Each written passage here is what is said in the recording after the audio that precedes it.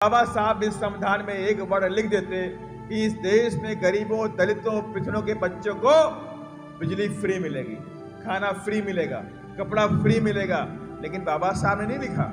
इसका मतलब क्या हो गया कि हम स्वाभिमानी लोग हैं जो फ्री में कोई चीज नहीं लेते हैं साथियों। ये सेल्फ रिस्पेक्ट मूवमेंट। लेकिन इस देश के अंदर आज हमारे बाबा साहब का संविधान है, देश में संविधान से देश चलता है, सारे नियम कानून बना दिए बाबा साहब ने, और उसके बावजूद भी आज एक आदिवासी के बच्चे को ट्रक में बांध के खींचा गया।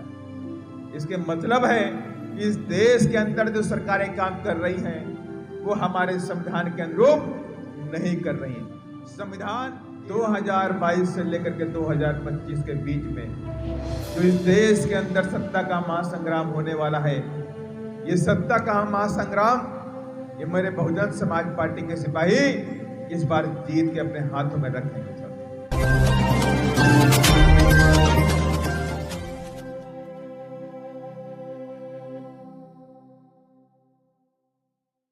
और तमन्ना के साथ माननीय कांशीराम साहब ने कहा था, अगर तमन्ना सच्ची है तो रास्ते निकल आते हैं, तमन्ना में खोट है तो बहाने भी 1 लाख मिल जाते हैं साथियों।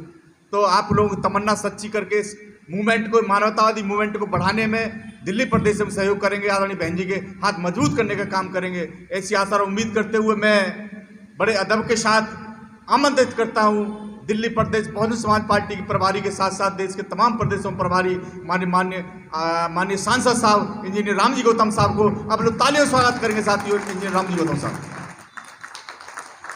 साथियों, इधर मैं मंच पे बैठा हुआ था, मेरे साथियों ने बताया ये वजीरपुर की पवित्र धरती है और जहां पर मान्यवर श्री कांशीराम साहब ने अपना कार्यालय खोला था। मेरे को नहीं मालूम था, लेकिन हमारे साथियों ने बताया इधर टूल रूम करके कोई एक जगह थी, उधर मान्यवर साहब ने अपना ऑफिस खोला था।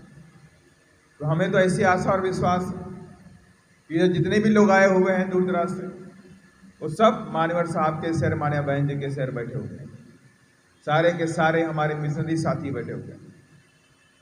और ये बात जरूरी है कि जो मेरे सीनियर साथी इधर बैठे हुए हैं, जो बुजुर्ग साथी इधर बैठे हुए हैं, और वो बेहतर तरीके से जानते हैं कि हमारे मूवमेंट और मिशन के बारे में जानते हैं, और मूवमेंट और मिशन और बीएसपी क्यों जरूरी है इस बात के बारे में आप जानते हैं। ये बात पीछे क्यों रह जाती है?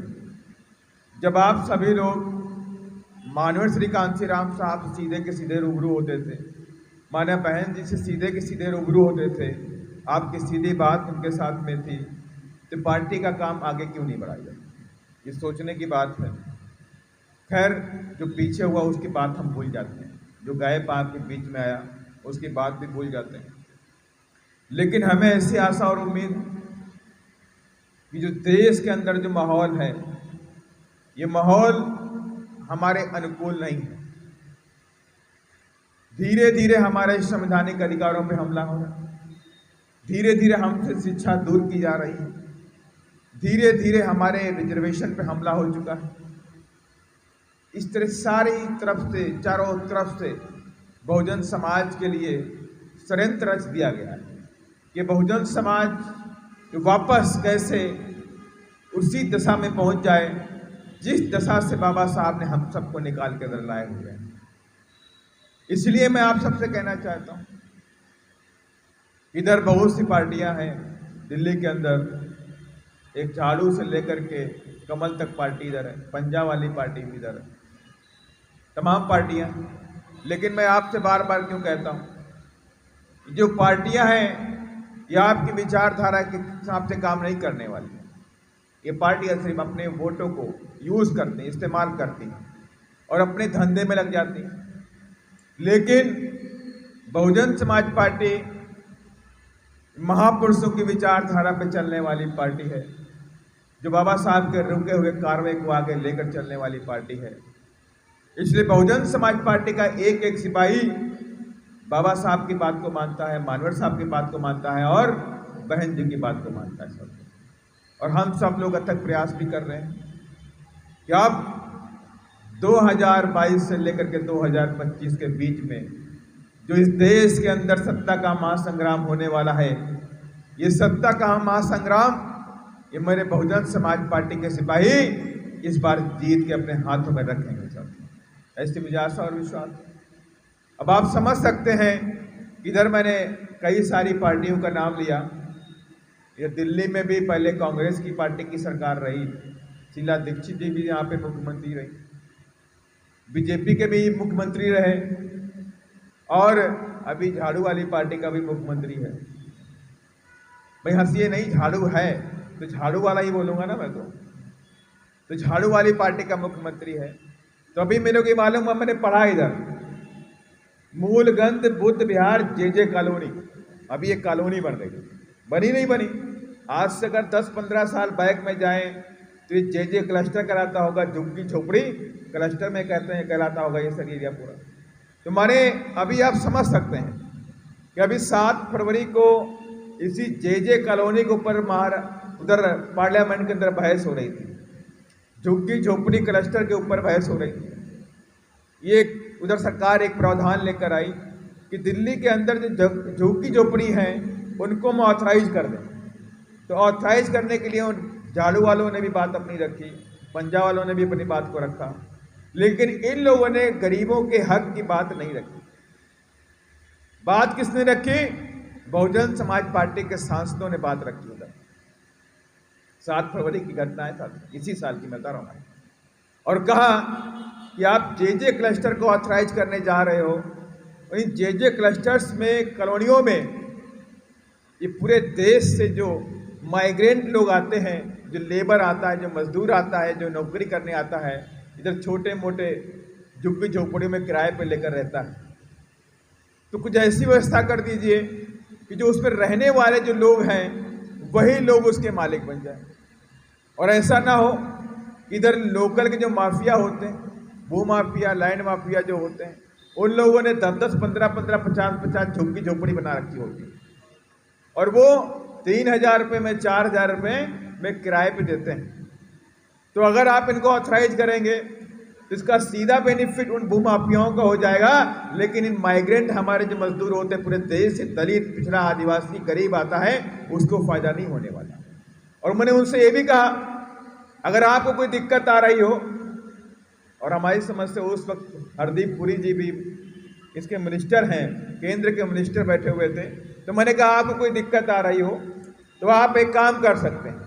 2007 से लेकर 2012 के बीच में मान्या बहन जी ने लाखों आवास माननीय श्री कांशीराम साहब के नाम पर शहरी आवास योजना चलाई, और उस शहरी आवास योजना के तहत उत्तर प्रदेश में लाखों लोगों को फ्री में मकान दिए गए, 3-3, 4-4 कमरे के मकान दिए गए। अगर आपको कोई प्रॉब्लम हो रही है तो आप उत्तर प्रदेश का 2007 का मान्या बहन जी का जो आदेश है कि माननीय श्री कांशीराम साहब शहरी आवास योजना के तहत मान्या बहन जी ने करीब 5 लाख, 1-2 नहीं, 5 लाख मान्या बहन जी ने मकान बना कर दिए। 2 कमरे का फ्लैट बना कर दिया, 2 कमरे का फ्लैट, लेटरिन, बाथरूम, किचन सब उसमें अलग से था। और उसके बावजूद भी जहाँ पर एक कॉलोनियाँ बनाई गई, माननीय श्री कांशीराम साहब शहरी आवास जहाँ भी बनाए गए, और वहाँ पर मान्या बहन जी ने वहाँ पर शिक्षा के बारे में भी सोचा कि जो मेरे गरीब लोग हैं जो इधर कॉलोनियों में रहने के लिए आए हैं, जिनको हमने फ्लैट दिया हुआ है, इनके बच्चे पढ़ेंगे कहाँ? तो उसके लिए भी मान्या बहन जी ने वही व्यवस्था कर दी। कहा यहीं पे स्कूल खोला जाएगा, यहीं पे इनके बच्चे पढ़ेंगे। और यही नहीं, वहाँ पर सचिवालय बना दिया। कहा इनके घर में कोई शादी बारात होगी तो शादी बारात करने के अब बाहर जाएंगे? कहा नहीं, इनकी व्यवस्था भी यही होनी चाहिए। उन कॉलोनियों के अंदर सचिवालय भी बना दिया मान्या बहन जी ने। और उसके बाद कहा ये गरीब लोग हैं, ये डेली मजदूरी करते हैं, पैसा कमाते हैं, तो राशन की दुकान कहीं बाहर दूर है तो वहाँ पे लाइन लगाना पड़ेगा, पूरा दिन खराब करना पड़ेगा। तो मान्या बहन जी ने कहा राशन की दुकानें भी उसी कॉलोनियों में खोली जाएंगी साथियों। इस तरह के मान्या बहन जी ने काम किए। तो मैंने सरकार से कहा कि अगर आपके पास कोई एजेंडा नहीं है, कोई अधिकारी आपके पास गाइड करने वाला नहीं है, तो आप उत्तर प्रदेश के मान्या बहन जी के उस आदेश को ले लीजिए, और दिल्ली के अंदर जो जे क्लस्टर कॉलोनियाँ हैं जिनको आप ऑथराइज करना चाहते हैं, वहाँ पर आप सरकारी आवास बना करके सरकारी आवास बनाइए। और इन जो माइग्रेंट लोग आते हैं पूरे देश से, चाहे उत्तर प्रदेश हो, चाहे बिहार हो, चाहे बंगाल हो, चाहे छत्तीसगढ़ हो, चाहे मध्य प्रदेश हो, चाहे राजस्थान हो, जितने भी लोग इधर माइग्रेंट के रूप में आते हैं, इनको आप बने बनाए मकान दे दीजिए। तो इसलिए मैं कहना चाहता हूँ कि उत्तर प्रदेश के अंदर आप सब ने बाबा साहब के सपनों को पूरा किया। अपने रुके हुए कार्य को उत्तर प्रदेश, एक आदिवासी बच्चे को शक के बिना पर ट्रक में बांध के उसे खींचा गया, और 1-2 किलोमीटर नहीं, 10 किलोमीटर तक उसको खींचा गया। उसकी बॉडी की सारी खाल निकल गई। हॉस्पिटल जब ले गए तो वो खत्म हो गया। खत्म तो वहीं हो गया, वो तो नाटकबाजी हो रही वहाँ की सरकार की, वो वहीं खत्म हो गया। इससे पहले आप लोग सुने होंगे, ये फिल्मों में सुनते थे हम लोग कि डाकू आते थे गांव के अंदर, डाकू किसी गरीब आदमी को पकड़ते थे, पकड़ के उसको घोड़े में बांध के खींचते थे। या कुछ पुरानी पिक्चरों में देखेंगे तो भाई कोई राजा महाराजा होता था, उसके राजा महाराजा के जो हुक्म को नहीं मानता था, उसके सैनिक आते थे, पकड़ते थे, घोड़े में बांध के खींचते थे, और तब तक खींचते थे जब तक उस व्यक्ति की मौत ना हो जाए। सब इस तरह की सजाएं होती थी। लेकिन इस देश के अंदर आज हमारे बाबा साहब का संविधान है। देश में संविधान से देश चलता है, सारे नियम कानून बना दिए बाबा साहब ने, और उसके बावजूद भी आज एक आदिवासी के बच्चे को ट्रक में बांध के खींचा गया। इसके मतलब है कि इस देश के अंदर जो सरकारें काम कर रही हैं वो हमारे संविधान के अनुरूप नहीं कर रही हैं। संविधान ये अलाउ नहीं करता है कि किसी भी व्यक्ति को आप घोड़े में या ट्रक में बांध के खींच दें, या जात के नाम पर, धर्म के नाम पर उसके साथ में उत्पीड़न करें। ये संविधान अलाउ नहीं करता है। और इस संविधान बाउंड करता है इस गवर्नमेंट को भी कि गवर्नमेंट इस संविधान के अकॉर्डिंग चले। इस देश की जो अदालतें हैं वो भी इस संविधान के अकॉर्डिंग ही चलेंगी साथ में। लेकिन अभी क्या हो रहा है?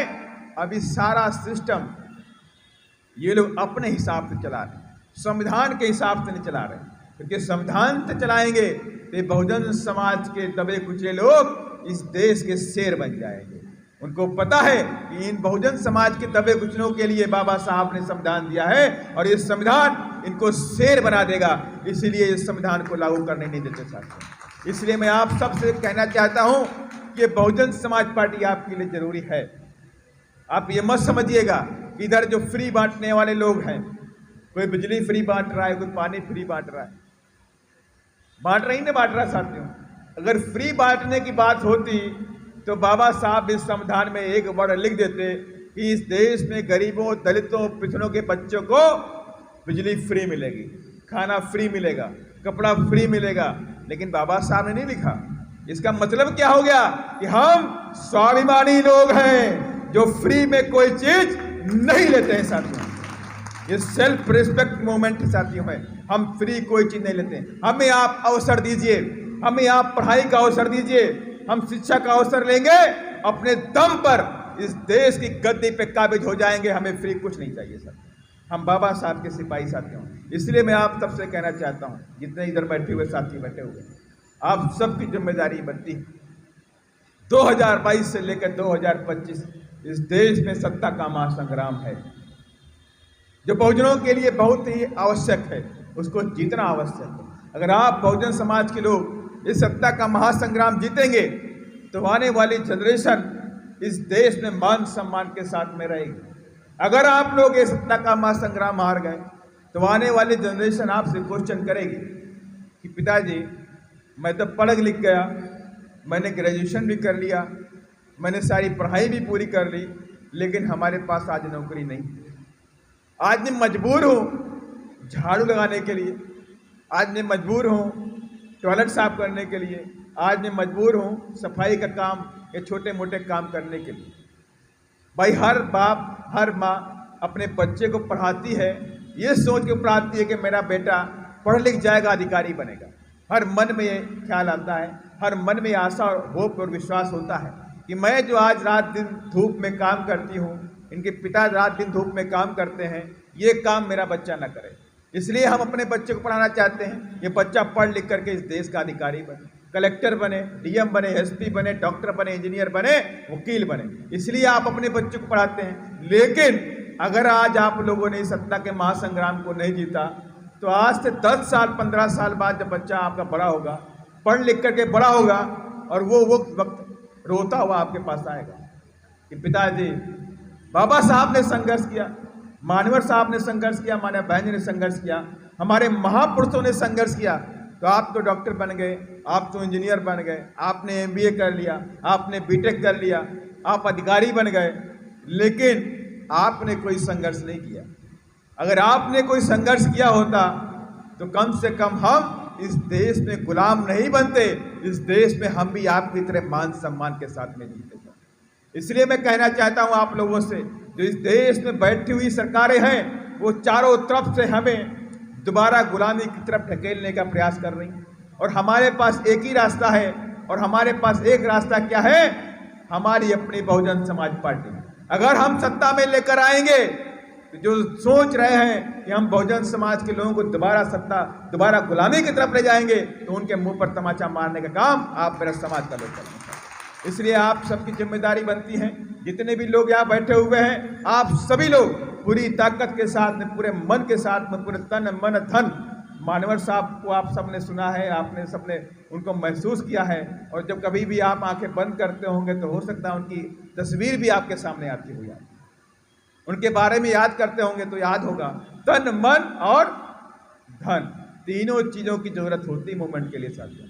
इसलिए मैं कहता हूं कि तीनों चीज़ें आप निकालना शुरू करिए। तन मन धन के साथ में अपनी पार्टी को मजबूत करना शुरू कर दीजिए। अपनी पार्टी की बात को, अपनी पार्टी की कार्रवाई को घर घर लेकर जाइए, अलग जगा दीजिए कि इस बार सिर्फ हमारी पार्टी बहुजन समाज पार्टी होगी, इसके अलावा कोई और पार्टी की बात नहीं करेंगे। हमारा वोट सिर्फ BSP को जाएगा। हम सब बाबा साहब के अनुयायी हैं, हम सब बाबा साहब के अनुयायी हैं, और हम जहाँ पर बैठे हुए, यह भी एक पवित्र धरती है, ये बौद्ध बिहार साथियों है, जहाँ हमेशा बाबा साहब के बारे में बात होती होगी, जहाँ पर हमेशा बुद्ध जी की बात होती होगी, जहाँ हमेशा संत रविदास जी के बारे में बात होती होगी। तो इसके मतलब जब हम अपने महापुरुषों की विचारधारा के बात करते हैं, तो बाबा साहब ने यह भी तो कहा है कि आप अपने वोट को कभी बेचना नहीं, आप अपने वोट को कभी खराब नहीं करना। आपको मैंने जो वोट की ताकत दी है वो इस देश में आपको शासक बनाने के लिए दी है, ना कि बेचने के लिए दी साथियों। इस बात को आपको सोचना चाहिए। ये सारी बातें जब आप गांव में जाएंगे, इधर क्लस्टर में जाएंगे, झोपड़ियों में जाएंगे, कॉलोनियों में जाएंगे, आप सबको जगाइए।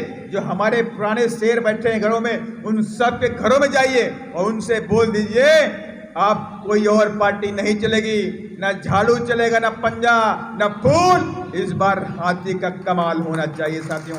इन्हीं सब बातों के साथियों मैं चाहता हूं कि आप लोग पूरी ताकत के साथ में पूरे संगठन को मजबूत करिए, सेक्टर कमेटी, बूथ कमेटी को बनाइए। ये पार्टी हम सब की जिम्मेदारी साथियों, ये पार्टी को चलाना हम सब की जिम्मेदारी है। अगर हम सब लोग पार्टी से पीछे हटेंगे तो पार्टी कैसे आगे बढ़ेगी साथियों? अगर ये पार्टी किसके लिए काम करती है?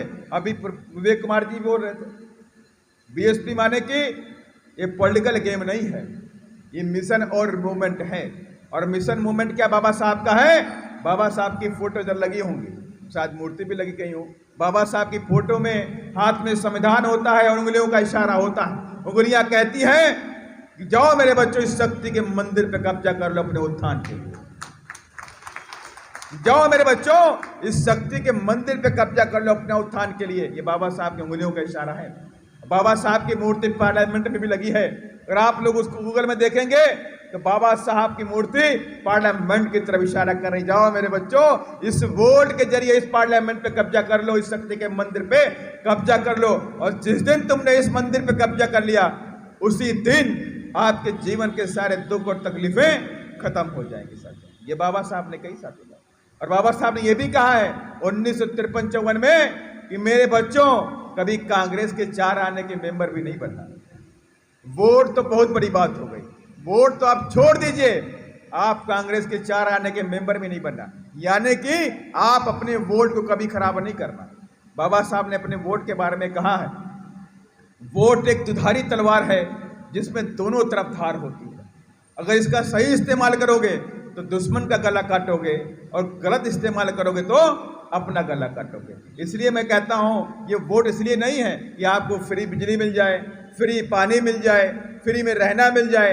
अरे वोट तो हमें इस देश में शासक राजा बनाने के लिए है, ना कि फ्री लेने के लिए साथियों। और जब राजा बन जाएंगे तो आपको फ्री कुछ नहीं चाहिए, आप इस लायक बन जाएंगे कि फ्री बांटना शुरू कर देंगे साथियों। इसलिए मैं अपने बहुजन समाज के लोगों को इस देश में इस लायक देखना चाहता हूं, ये बांटने वाला समाज बन जाए, ना कि मांगने वाला समाज बन जाए। इन्हीं सब बातों से साथियों, क्योंकि और भी हमारे राष्ट्रीय कोऑर्डिनेटर जी बैठे हुए हैं, उनको भी बात रखनी है अपनी, और मैं अपनी वाणी को विराम देता हूं। जय भीम। धन्यवाद। अपना चैनल, आपका चैनल, समाज का चैनल, देश का चैनल NB News 24/7 को आप लाइक करें, सब्सक्राइब करें और ज्यादा से ज्यादा इसकी वीडियो को शेयर करें, ताकि हर खबर को मैं आप तक आसानी से